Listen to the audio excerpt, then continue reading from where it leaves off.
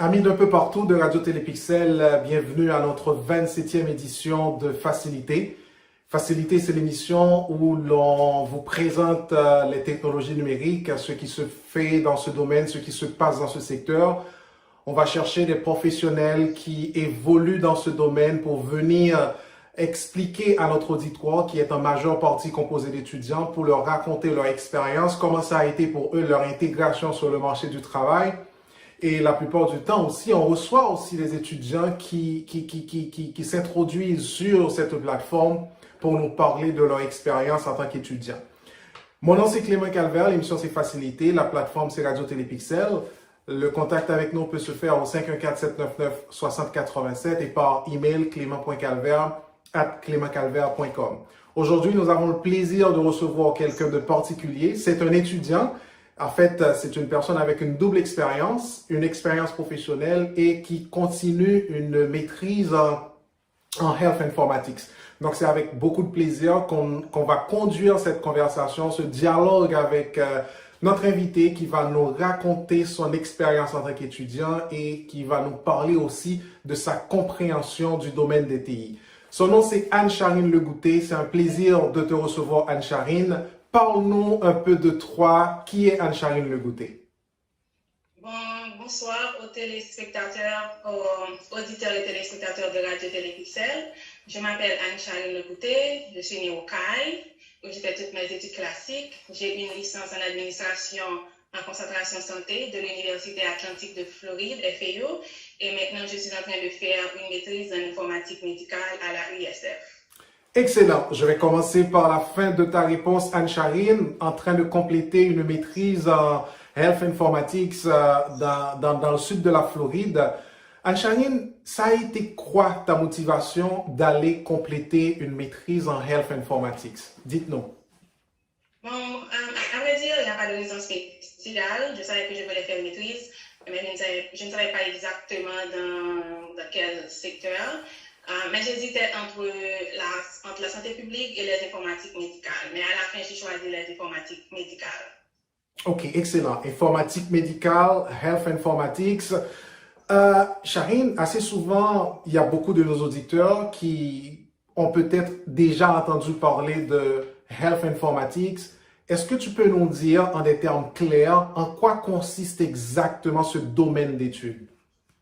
Health Informatics, c'est un domaine d'études qui utilise la technologie pour organiser, analyser, gérer et utiliser les informations pour améliorer les soins de santé. Nous développons des solutions basées sur les données pour améliorer la santé des patients. Donc, les professionnels de l'informatique, de la santé vont utiliser leurs connaissances, que ce soit des soins de santé, des systèmes d'information pour stocker, pour interpréter et gérer les données générées lors de la prise en charge d'un patient. Corrige-moi si j'ai tort. Fait que on fait l'association entre les technologies et les pratiques médicales pour essayer de définir des patterns, de modéliser par rapport à une base d'informations, une base de données que l'on a pour arriver à de très vrais résultats. Donc, en termes clairs, c'est ça l'informatique, pas l'informatique médicale, mais Health Informatics. Charine, puisqu'on parle de données, de modélisation, d'interprétation, de collection de données, c'est quoi tes compétences en TI qui justifient que tu veux aller dans cette aventure pour compléter une maîtrise en informatique de la santé, si je peux dire de cette façon? C'est quoi tes compétences en TI? Ok, donc je vais dire ça une fois pour toutes, parce qu'il y a beaucoup de personnes qui me demandent si elles doivent savoir la programmation ou la mise en réseau. Dans ce domaine, il n'est pas impératif d'avoir une connaissance profonde ou élargie des technologies de l'information. Okay?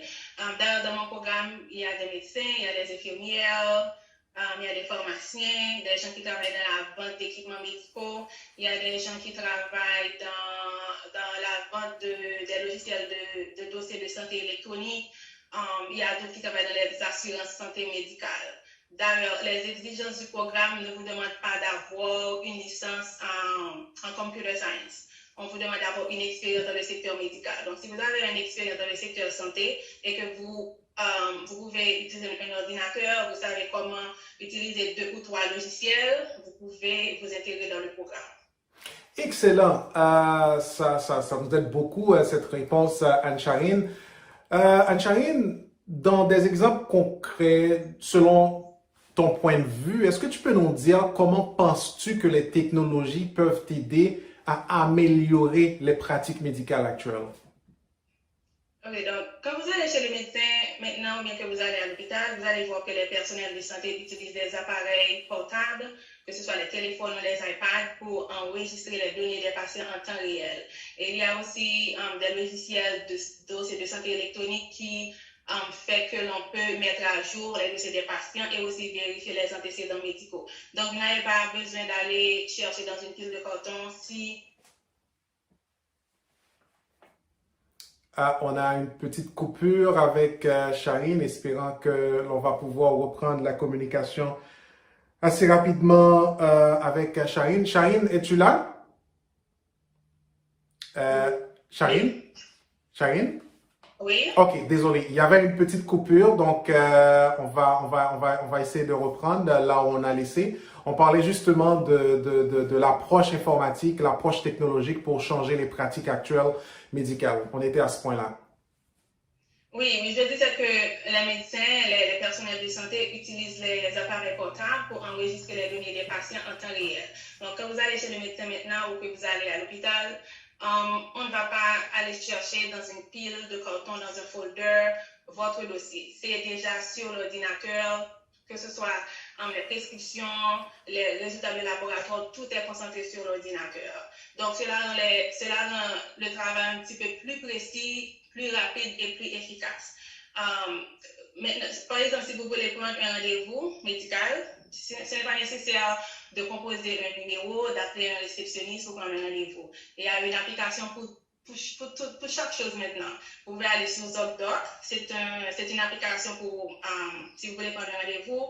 Il y a aussi une application qui s'appelle Cardia Mobile, maintenant qui vous laisse prendre un électrocardiogramme en 30 secondes à domicile. Et vous pouvez même transférer les résultats à votre médecin électroniquement.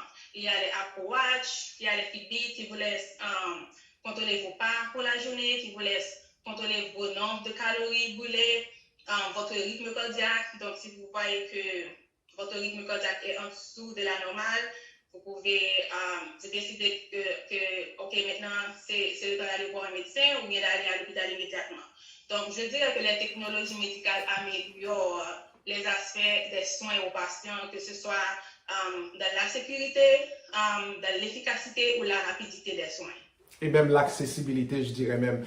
Excellent, Charine. Donc, si je comprends bien, suivant ta réponse, fait que on est en phase d'une simplification des pratiques médicales avec les nouvelles technologies. On est en train d'avoir un accès facile et même une meilleure gestion aussi, parce que les technologies en général, ça aide aussi à améliorer.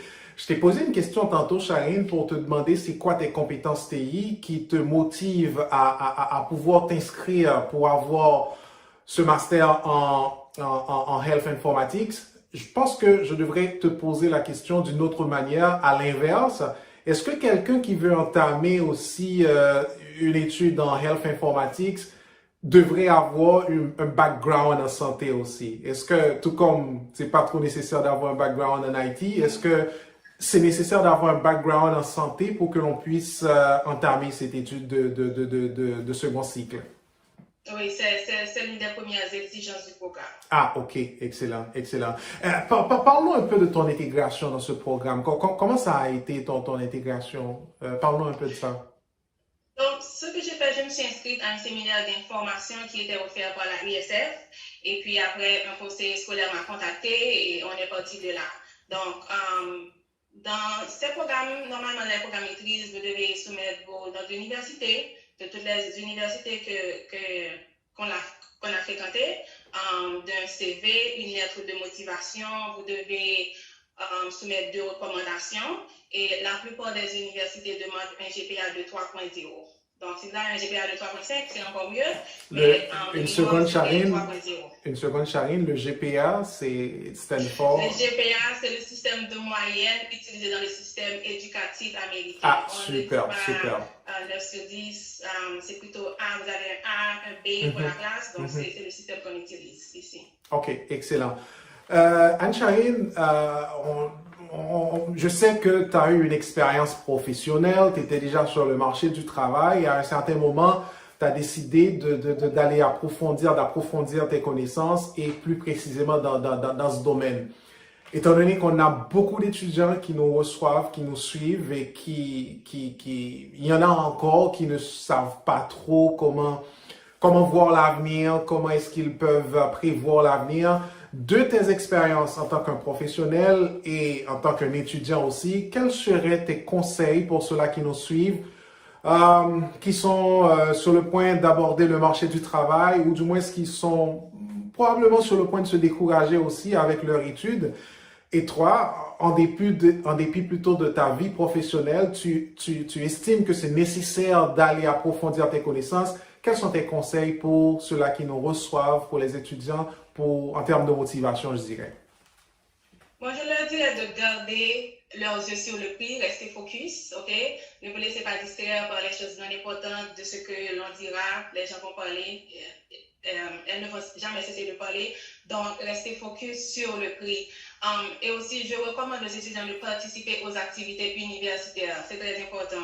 Devenir membre des associations étudiants et si vous êtes un professionnel, et même si vous êtes un étudiant, vous pouvez devenir membre de 2 ou 3 associations professionnelles. Il y en a une pour chaque profession, que vous soyez un comptable, un médecin, un ingénieur, il y a une association professionnelle pour votre profession.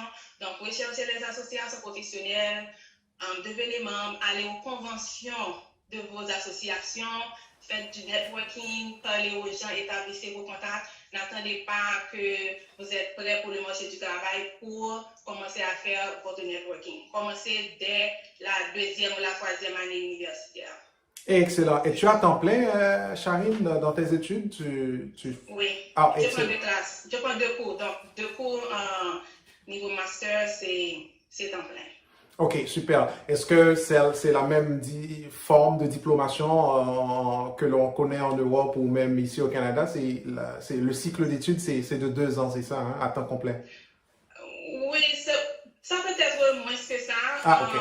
Dans mon programme, vous devez faire 32 crédits. Donc, une fois que je boucle les 32 crédits, c'est fini. Donc, si je peux prendre 4 cours, c'est bien. Si je prends 6 cours, c'est bien. Mais c'est vraiment difficile. C'est un challenge. Donc, je prends 2 cours par semestre. OK. Anne-Charine, comment est-ce que ça se passe avec les études présentement? Oui, ça se passe bien, un petit peu difficile. Vous devez être un petit peu créatif, vous devez être indépendant parce que les professeurs ne vont pas vous tenir la main. Vous devez trouver des choses par vous-même sur YouTube ou sur Google. Par exemple, je me souviens que j'avais à faire un business process. J'avais fait un business process dans la vie, je ne savais pas ce que c'était, donc j'ai dû aller sur Google pour trouver ce que c'était, j'ai dû aller sur YouTube pour trouver comment faire. Et puis, le professeur nous avait recommandé d'utiliser Visio. Je n'avais jamais utilisé Visio dans ma vie, je ne savais pas ce que c'était. Donc, vous devez vouloir travailler pour vous-même parce qu'il n'y a personne qui va vous aider. Donc, soyez créatif, soyez patient, soyez indépendant et puis, vous devez être OK. Tout à fait. D'ailleurs, c'est pour ça que vous aurez, quand dit vous, l'ensemble des étudiants en master, vous aurez un diplôme de maître. Donc, les professeurs ne vont pas vous tenir la main. Absolument. On vous met sur la piste et puis vous allez faire des recherches. C'est un niveau un peu moindre que le doctorat où vraiment on vous demande de venir avec quelque chose de nouveau. Anne-Charine, la question que j'ai pour toi maintenant, quelles sont les perspectives de carrière pour quelqu'un qui a un diplôme de Health Informatics, avec un diplôme de master en Health Informatics? Quelles sont les perspectives de carrière pour quelqu'un dans ce domaine? Donc, vous pouvez être un informatique analyste, mais si vous prenez la concentration analytique, vous allez faire beaucoup de statistiques, ok? Vous pouvez être un nurse informaticien, informatique spécialiste, informatique manager, informatique directeur. Il y a beaucoup de choses que vous pouvez faire avec une maîtrise en informatique médicale. OK, excellent. Cette conversation a été très enrichissante, Anne-Charine, je peux te le confirmer, parce que moi aussi, j'ai appris pas mal de choses.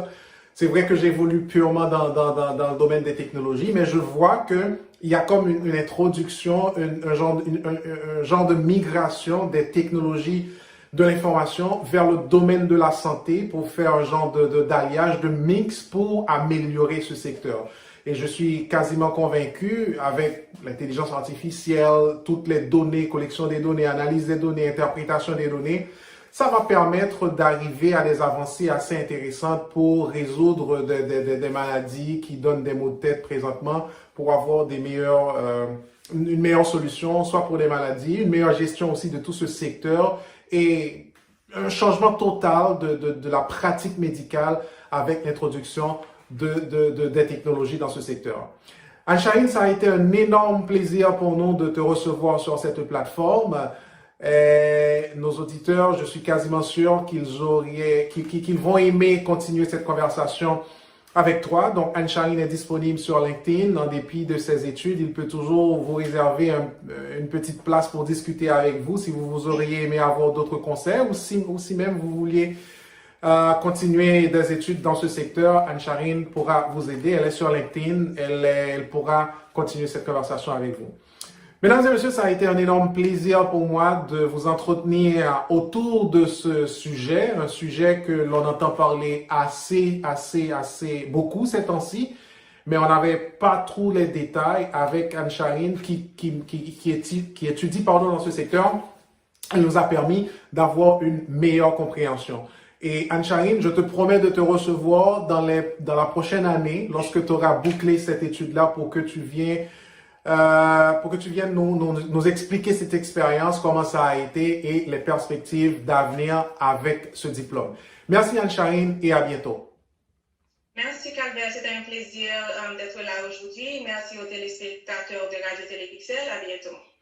Mesdames et messieurs, c'était notre livraison, notre 27e. Je vous souhaite de passer une excellente fin de semaine. N'oubliez pas le contact avec nous 514-799-6087 et par email clément.calvert@clémentcalvert.com. Allez, je vous souhaite bonne semaine.